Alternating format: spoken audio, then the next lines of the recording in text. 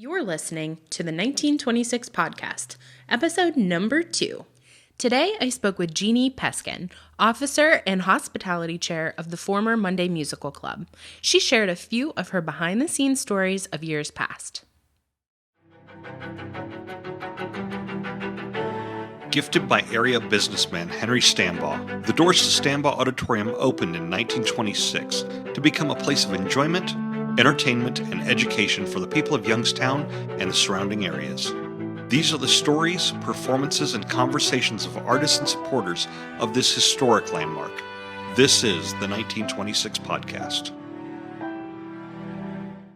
Hi, Jeannie. Hi. Thank you for coming in and talking with me today.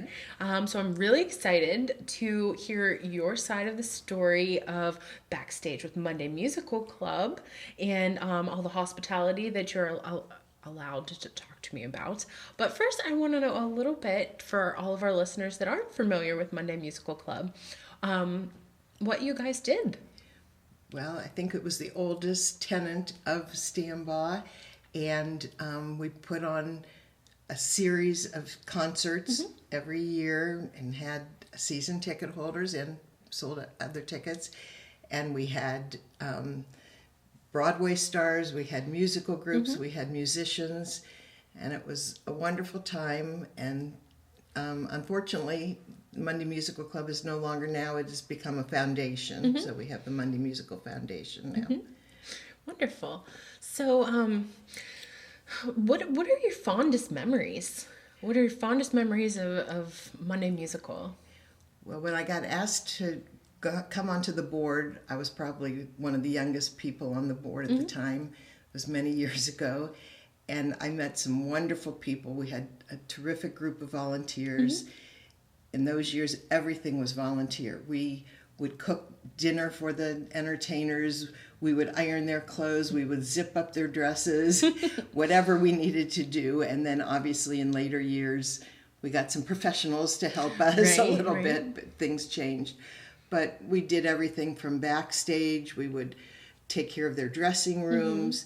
They all have riders, these contracts that they come in with that are unbelievable. I mean, some were multiple pages, and we would have to go through and see what we could actually do or not do to service with them. Right. Yeah, I mean, I've helped out a little bit in my position here with some of the current acts that we're having and some of their riders, and I can't even imagine, especially with well, I mean, not too long ago, you couldn't even purchase alcohol on Sundays. So, I mean, what if you had a show on Sunday and somebody wanted something? I mean, we once had a show, and I won't tell you the person's name, but it was a musician that was no longer an A-list musician that required a specific kind of champagne that was extremely expensive. And we just couldn't do that. We left it in the rider, and I got a substitution. And when he came into the dressing room and saw it, he said he was not going on stage with that bottle. So someone had to run out and knew someone real quickly that could get a little bit better, not exactly what he had asked for, but he went on, and at the end of the show, we went back to clean up his dressing room, and he never drank it anyhow. Oh my goodness. And I hate to say that, but the amount of stuff that must get left over, because I see some of these things and it's like, I want 15 bagels. Like, are you really going to eat 15 bagels? Right. And one group, well, I said we actually used to cook their dinner. Right. So we were cooking, they wanted salmon. We were cooking salmon for them. And one of the people in the group said, I want mine raw. Oh. And I said, really? It's not sushi? I want it raw. So I served him a raw piece of salmon, which 5 minutes later he asked me if I could please cook it for him. So there were all kinds of things. Yeah. They, would request no butter, I want margarine. Then they got here and they, I don't eat margarine, I want butter. And that type of thing, was always, and, if it was a couple, they might have looked friendly and lovely on stage, and backstage they weren't speaking. Oh my goodness. All kinds of lovely things. Yeah. Yeah. Well, that's the kind of stuff that patrons don't see that side. No, and they come on stage and they look beautiful, and it's makeup and hair pieces and wonderful costumes and so much hard work. Much hard work. And, that really puts hospitality Yes. committee. That's a lot of work, especially for volunteers. It must have been, a wonderful group to work with. It was terrific. They were wonderful, and we had, I don't mean to say they were all bad stories, because we had some wonderful entertainers that were lovely, that you don't even realize when you see them on TV how nice and what a family person they are. And there's so many people that don't, either don't remember or just don't know. I remember when I started here, I'm actually from closer to Pittsburgh and not from Youngstown.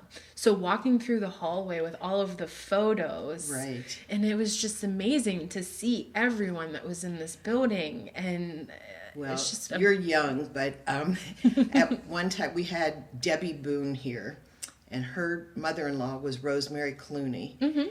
And Debbie was here for a winter show, and she asked me to come backstage and zipper her dress, which I didn't think much of. I went back. It was a beautiful black velvet dress that had been willed to her from Rosemary Clooney, that had been sewn by Edith Head, which was a fabulous designer in the day. And this is what she was going to wear during the show. I was so nervous. What if I ripped it or something? Goodness, yeah. But, just these stories that, you don't realize. Yeah, wow.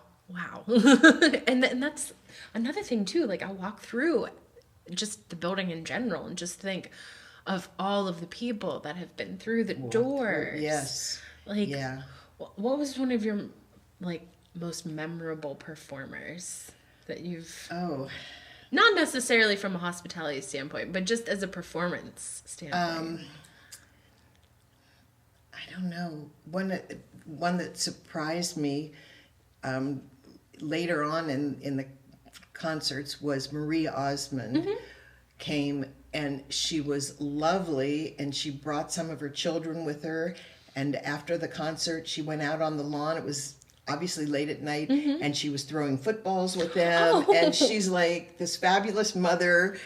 We don't think of them as people. We just think of them as entertainers. Right. Yeah. Even, recent concerts that we've had here, you'll have a performer every once in a while that just doesn't really want to be involved, but then you'll get a few that are willing to sign autographs. Yeah, and talk to people. And in the day, so nice. People would stand out at the stage door. And, in those years, we didn't always have a lot of security. And I'd kind of worry about them. But most of them were so gracious and really talked to the people and were so nice. They go into the lobby and they would sign their CDs. And very nice. One person came, and they had CDs with them, but they were not in cases. And I had to send my husband, there's nothing around here, I had to send my husband to Staples to buy them CD cases so they could actually sell these CDs, which was kind of crazy. In later years, we were having the meals catered, and for one of the performers, one of the local Italian restaurants wanted to really show off for them and make a wonderful dinner, and they did like a 5-course dinner. It was beautiful, and the entertainer came so late they never got to have any of it. And it was I felt so bad. Yeah. Our volunteers were sitting down there but waiting for the entertainer who never. That was always a little worrisome, that are they going to get here on time for the show to begin? Yes. We had a performer in the spring. Actually, she came just in time. It was no fault to her own or anyone's. It was just, rushing, and left immediately after because her daughter was having a baby. Oh, okay. I couldn't plan that. Yeah, no, you can't plan that at all. Right. So, we didn't find out until later that was, she was going to leave immediately after her daughter was having a baby. So, but yeah, we've had some wonderful people here, and the building's fabulous. And I said, in my younger days, I've run up and down these steps out in the public area and back here. You know, that's before we had lifts. You know, we used to have to carry everything up and down the stairs. And Yeah. Yep. Oh, it's a history. Oh yes. Rich history. So it's amazing to think of, you know, all of the history in this building, and we're just really appreciative to have it and to be able to still do this. I mean, right. and you know, it's really the foundation that, you know, Monday Musical put into place that helps us do what we do and kind of set that example to, you know, provide this level of entertainment for Youngstown.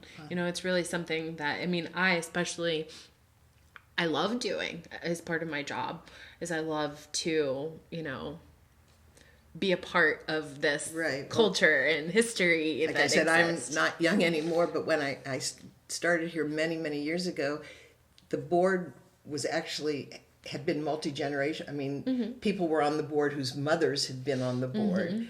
And so, you know, they're very invested in it. Yeah. Yes, definitely. So I thank you again for coming in and talking to me. Thank you for talking to me. Absolutely. I'm very excited for everyone to listen and hear your stories. Thank you. All right. Thank you.